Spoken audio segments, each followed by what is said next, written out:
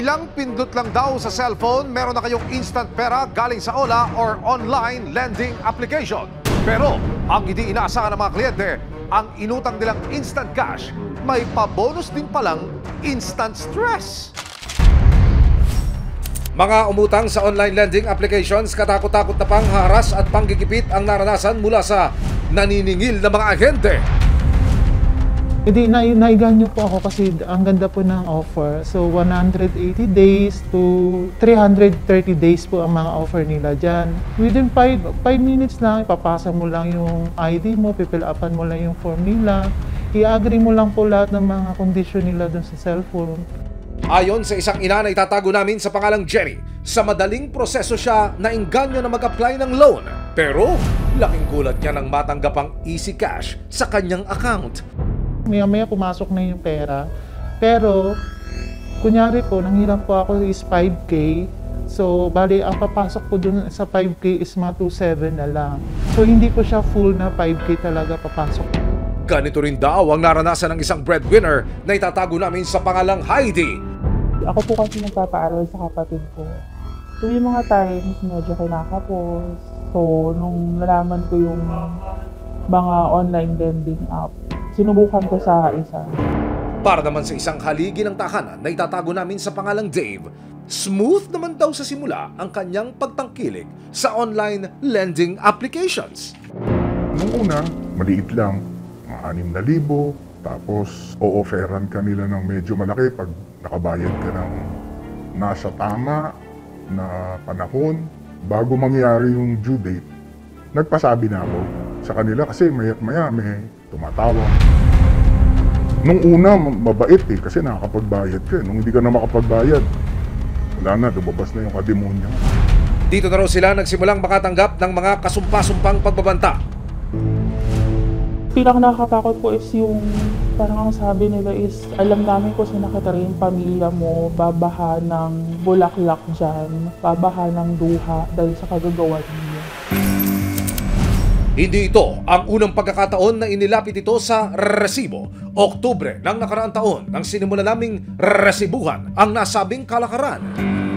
Pero hindi naging madali ang pagtuntun. Umabot ng halos 4 na buwan hanggang sa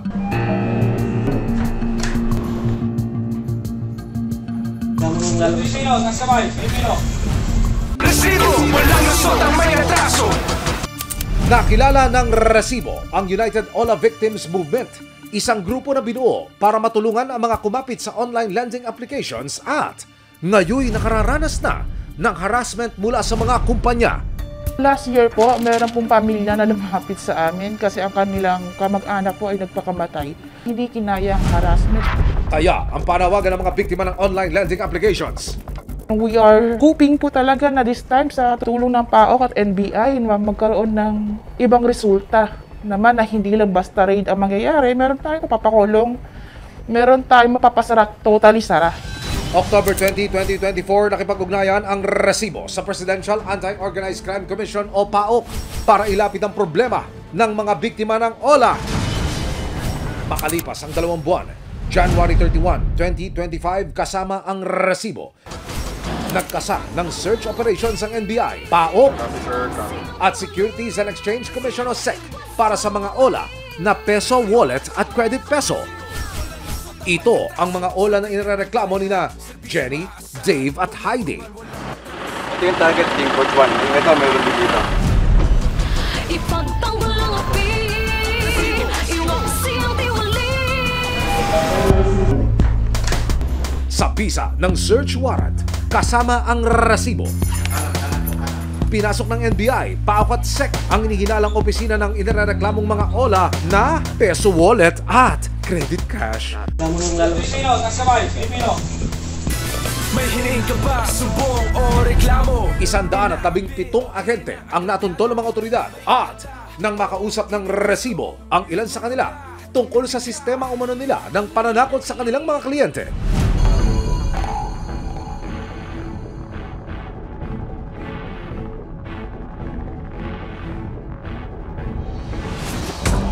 Wait, there's more. Pagdating sa ikapitong palapag, tumambad sa kanila ang ilang pang mga empleyado. Paano po sistema niyo sa pangungulit po? Ano lang po, kung paano po mangungulit yan. Pero hindi po kami yung para nangangarap. Maya-maya pa, Kaka-start lang namin. Ako, personally, na-surprise ako nung first day ko na ganito yung system. Kaya naghahanap na kami ng trabaho kasi hindi namin natin talaga lang. kasama ang ilan sa mga biktima ng online lending applications, walang pagsidlan ang galak nila matapos mabigyan ng aksyon ang kanilang mga kinaing.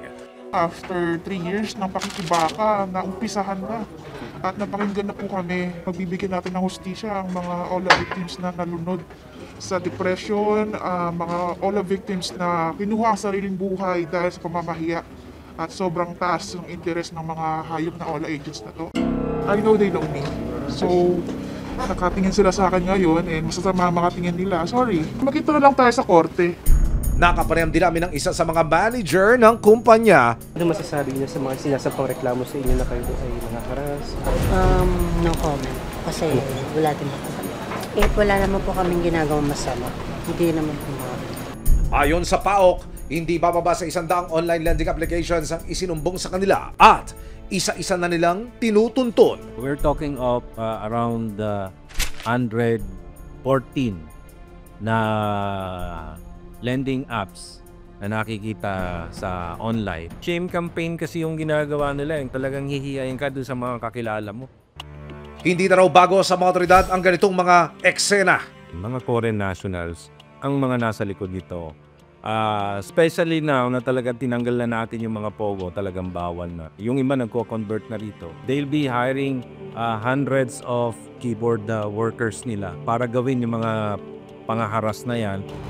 Haharap sa patong-patong ng mga kasong paglabag sa cybercrime law tulad ng Data Privacy Act of 2012, Lending Company Regulation Act of 2007, Truth in Lending Act at Financial Products and Services Consumer Prevention Act ang mahigit 100 empleyado. Patuloy naman ang investigasyon ng mga otoridad para matukoy ang operator sa likod ng umano'y illegal na kalakaran. Sa ibang company naka-registered itong mga online lending applications na to. Iba na rin yung pangalan ng company na nag-ooperate sa kanila ngayon. So, doon pa lang may violation na sa SEC. Meron tayong follow-up investigation na to. Ito naman ang tutumbukin naman natin kung sino talaga yung nagpapatakbo itong mga kumpanya na to. Yun ang sinisimula na rin natin ngayong imbestigahan. Nasa batas ang tamang paraan at halaga ng paniningil ng utang. Oras na pananakot at pangahamak na ang piniling paraan para makapaningil. Nariyan ang mga alagad ng batas para siguruhing nananatili ang dignidad ng mga taong minsang kumapit sa patalim.